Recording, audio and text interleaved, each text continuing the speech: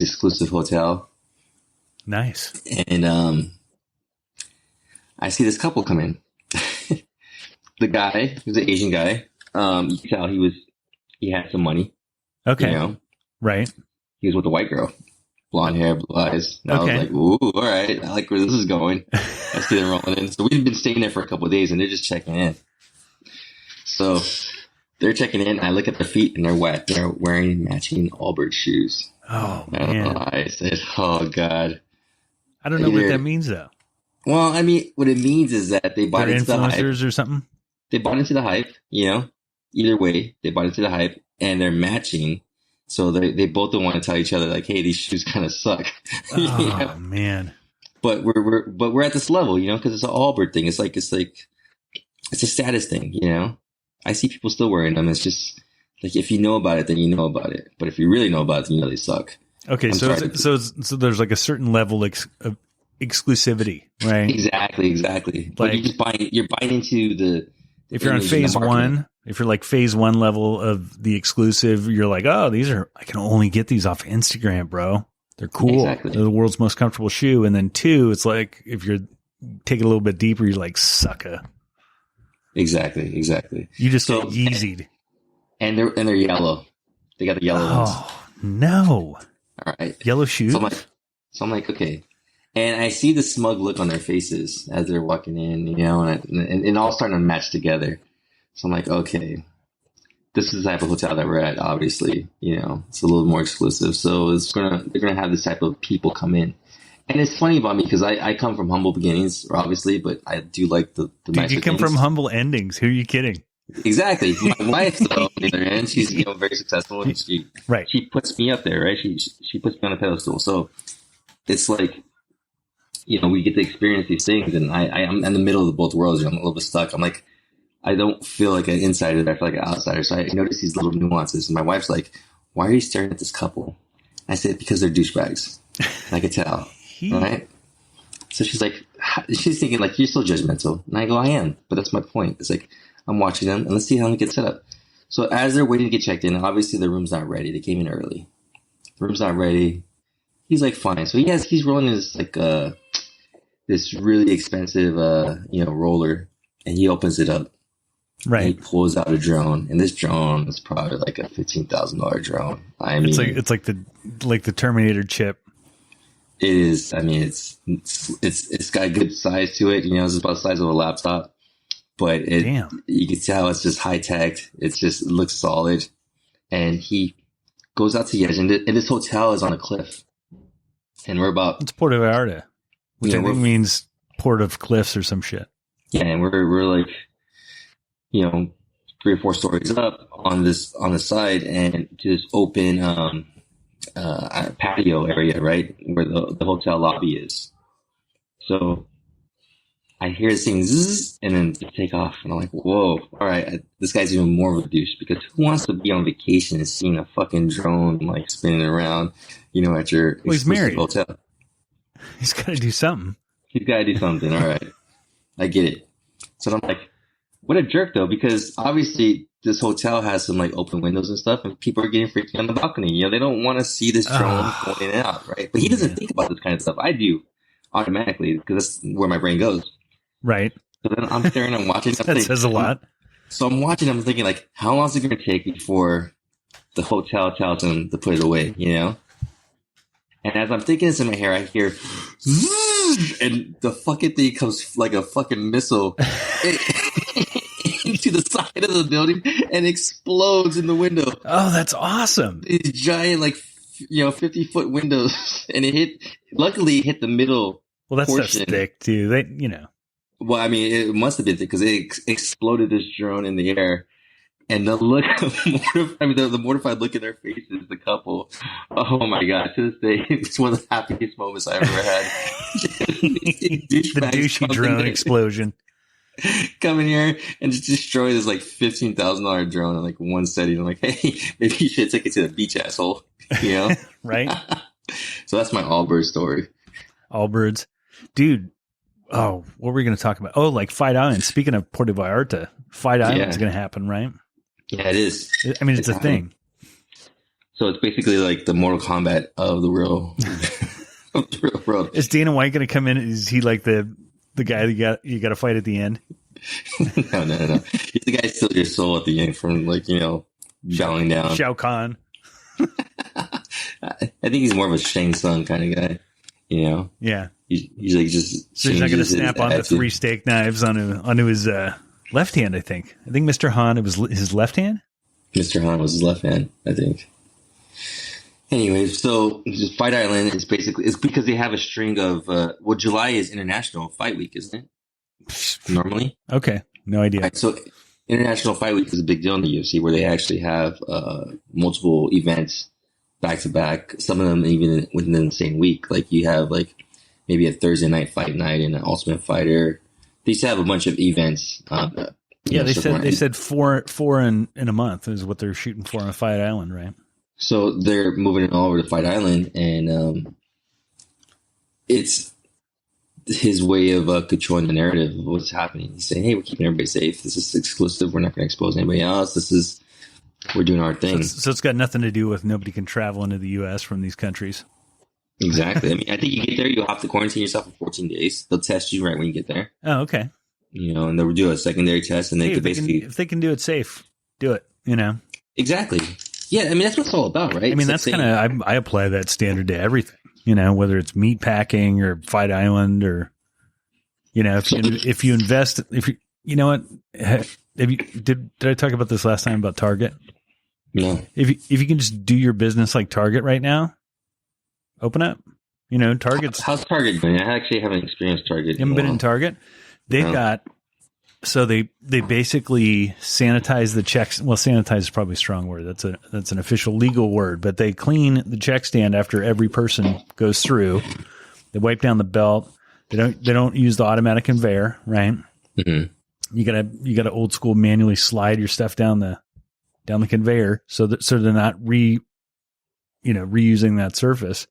And after every customer, they clean the check stand. And then they also got a dude that's wiping down cards, spraying them, wiping them down before they hand it to a customer.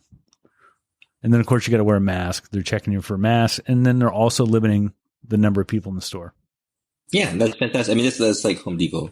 Yeah, they're doing everything they can, Yeah, I mean, that's all we're really saying is listen, just do the most that you can. That's reasonable. It's right because we're only as good as the worst, the person that cares the least. And it's always that one jackass that's screwing it up for everybody, Oh yeah. I mean, that's what the big thing about, the old Chinese folks are is we always make fun of them, locally here. Cause when they come from mainland China, they usually it's an old culture thing, where Mao's fare isn't always your fare. His fare isn't always fair. Right. And, so they're all about get mine. Let me get mine. Let me get in line first. Let me push forward. Let me, if we don't try to survive on our own, even though the government's supposed to take care of it, it's up to you to get yours, at the end of the day, you still got to take care of yourself, right? You still got to take care of yourself. So they're that's how this whole thing started is obviously when the starvation in, China happened, during World War II or III, two. Sorry. Did you just go three? I mean, World War II. I was thinking of 1942 to 43. Right. They actually had a big famine in China. And so the country, which went into communism, wasn't able to actually provide food for everybody. So they said, to show your support for your country, grow your own food. Grow your own food, yeah. and do what you need to do to survive. Don't eat. Right? Right. And so a lot of area people would actually farm and house and trade wild animals. That's when the pangolins are I'm getting the fuck out of here. That's what ended up happening is that that's how pangolins and all these other things became delicacies. Everything was on the menu then. Yeah, exactly. How would you even eat that? I would never even eat that thing. Have you seen them? Yeah, they're covered in toenails. Yeah, they're crazy though. They're in between a snake and an armadillo. No, yeah, like an anteater and a armadillo. But they can actually move themselves on their back tail. Damn. I don't know. They're creepy ass animals, man. I saw it on Wildcrats. Okay. Yeah, they're Wildcats? No, Wildcrats. What's Wildcrats? Wildcrats. That's PBS, brother.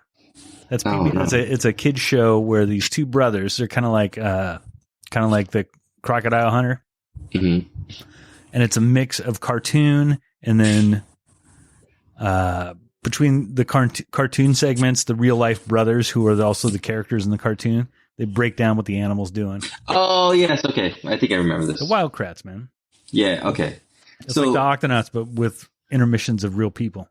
So, the thing is about that this old school way of thinking is like, that, yeah, get yours, like get it out there and like, be that.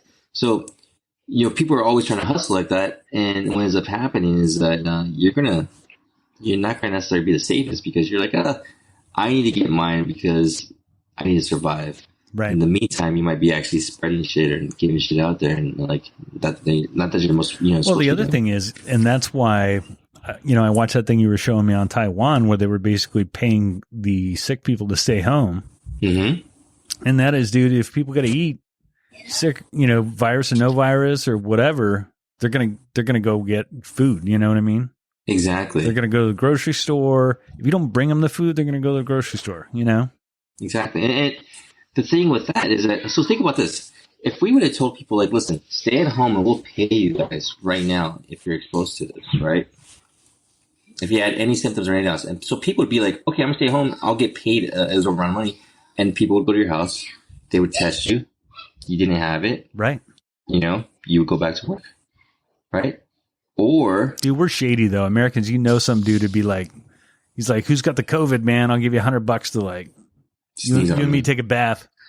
Exactly. So you definitely get that. But I mean, honestly, I don't know, man. I don't know if actually people... There'll be some people who do that. Because obviously you hear about those COVID parties. No. So that's like a... What are they thinking, dude? They don't even know if it holds, if the antibodies hold up, Yeah, so there's that piece. But there's also... It reminds me of the...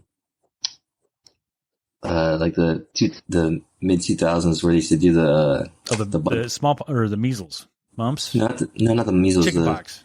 The HIV parties. Whoa. Yeah, I forgot what they're called. There's something hip like the bug party or something. Okay. Like one guy would be exposed and they go there and they have like a giant orgy and then you might get it, you might not get it, but it was like part of the lure. Oh, all right. Because it was like a badge of honor in some of those communities. It's wild shit. Dude, well, so explain this. So I'm as into freedom as much as the next guy, right? But speaking of, we were talking about Target before, but a lot of these places are requiring people to wear a mask when they go in. Yeah. And dude, people are going crazy over having to wear a mask, man. And I mean, to me, it's like the height of entitlement to think that you're going to go into somebody else's place of business and tell them, I ain't wearing a mask. You know what I mean? I mean, part of freedom is like, if that's your store, you can tell people, okay, you know what? Wear a mask when you come in. I mean, you can place reasonable restrictions like no shirts, no shoes, no service, right? It's the same thing. Exactly. No mask, no Denison's chili. I think what it is that when people they're not being honest with themselves. But they go nuts, dude. People have gotten, retail workers are getting the shit kicked out of them. Oh, absolutely. I mean, the stress is just going to work. But I think what it has to do with like society and the era that we're in is that it goes back to like our tribalism and our old genetics of survival. And there's like a level of belief that people need to associate themselves with to something.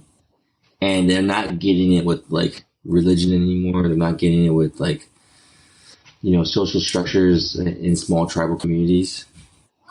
And so because they don't have that anymore, that they're looking for anything. And sometimes they're looking at, we actually have a bigger tribe war happening here in the United States. And it's the left and the right. It's the vaccines and the anti-vaccine people. Oh, come on, dude. You're not an anti-vaxxer, are you? No, absolutely not. But I'm just saying, you're seeing that battle take place. And I used to be a big time conspiracy theorist. You know that. Yeah. I used to love this stuff. Well, it's fun, dude. It is fun. So, but the thing that I associated with it was like, oh my God, like there's the people who are connected to this stuff usually have nothing else going for them, and it's hard for them to just like actual science thing and say, oh, this is how it works and this is like a process of elimination. You never made it to the flat earth though, did you? Oh, no. I think I stopped at chemtrails. Oh, don't start with chemtrails. I used to love the chemtrails, man. You see them all the time, and they're like, it was like rainbows. And when you believe in like, you know, like rainbows, and you